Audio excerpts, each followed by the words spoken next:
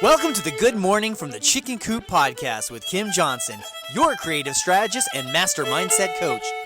Filled with inspiration, distinctions, perspectives, and possibilities, we help you to cultivate a mindset that leads you to create the best version of yourself you could ever imagine. Join Kim every morning from one of her favorite happy places, her chicken coop, along with all her chickens.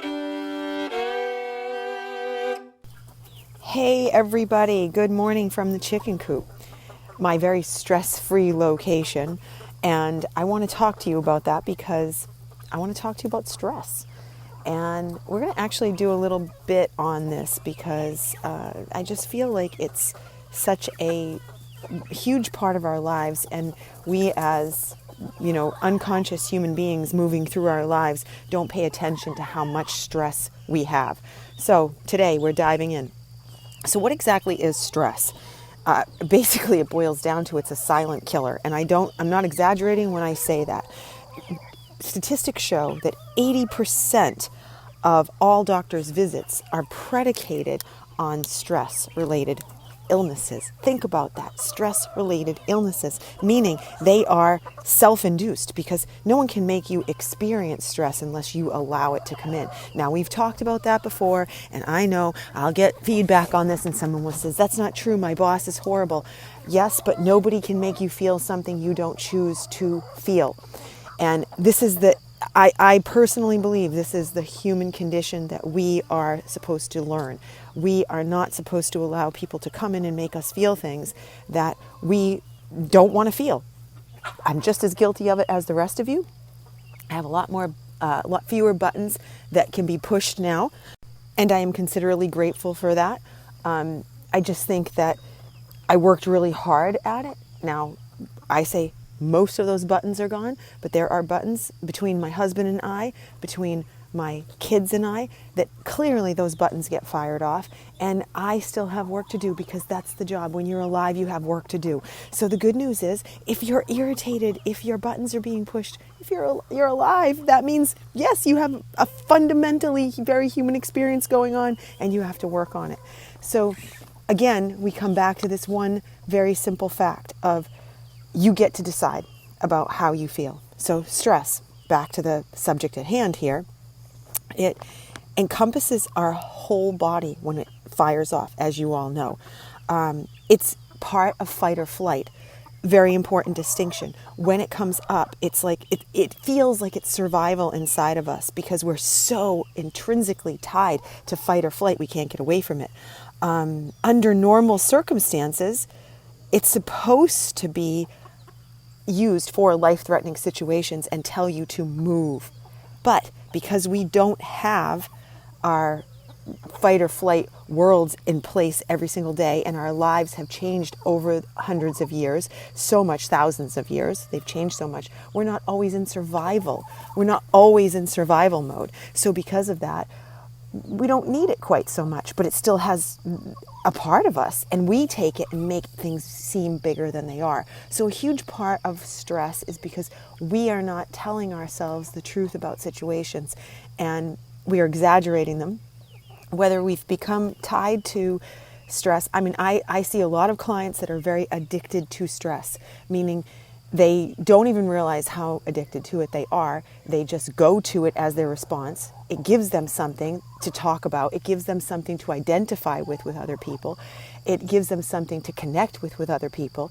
It gives them a feeling of certainty because they know it's always available to them. And as crazy as that sounds, you're going to say, what is she talking about?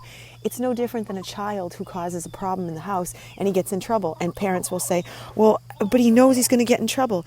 Yes, he knows he's going to get in trouble, but that response of getting in trouble is something that's more valuable to him than making the change.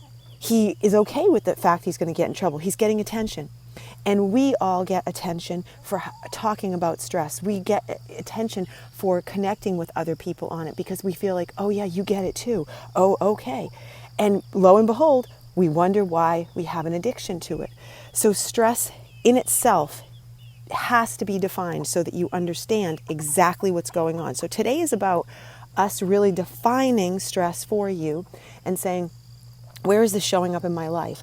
How are these little tiny fractures of my mindset, of my point of view, of my view of the world, creating for me a stress situation every single day that I identify with, go to, and have an issue with?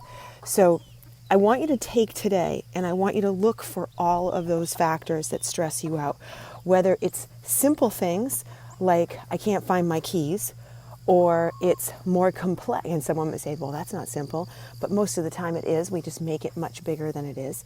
Look for the things that you make much bigger than they are. Look for the things that are not great as far as your responses. Look for how you feel in the process of it and say, okay, was that stress related? Did I create that stress? And if you get an answer back that says, well, no, my boss created that stress, I want you to pause. I want you to think about it, and I want you to say, was it really my boss, or did he just come to me with the problem and I created the stress? Because I want you to all remember, when emotions go up, intelligence goes down. So if you are in a process of constantly feeling stressed, you are not at your best to solve any problems. And you have to stop yourself, and you have to be willing to say, nope, I'm just going to remain calm, I'm going to center myself, and I'm going to go back. Now, tomorrow, part 2 of this, I'm going to talk about ways that we can de-stress ourselves, strategies that we can use, and start this process so that we have a little tool bag, if you will, of things that are ready for us. So today, your homework, just go look for all those stressful situations and identify them all so you can see how to avoid them by simply identifying them. Because simple things like your keys, well, that can easily be fixed if you set up a situation where when you come in the house, you immediately put those keys somewhere where you know where they are. We walk in our door and right there, right there, we have a dump station where we can go ahead and put shoes, backpacks, handbags, keys, glasses, all of it. If you take more than 6 steps into your house and you're dumping things on your kitchen counter, your dining room table, you're putting things in a spot where you know they're going to get moved by other people, you're setting yourself up for failure right away, and then the stress shows up. So all I'm saying is there are ways to fix this, and you can't fix them if you don't know what you're fixing. You can't just say, I'm stressed, if you don't know what's stressing you. So look for the stress today. That's your homework, and I will see you all tomorrow, and I hope you have a very peaceful day. Take care, guys. Bye.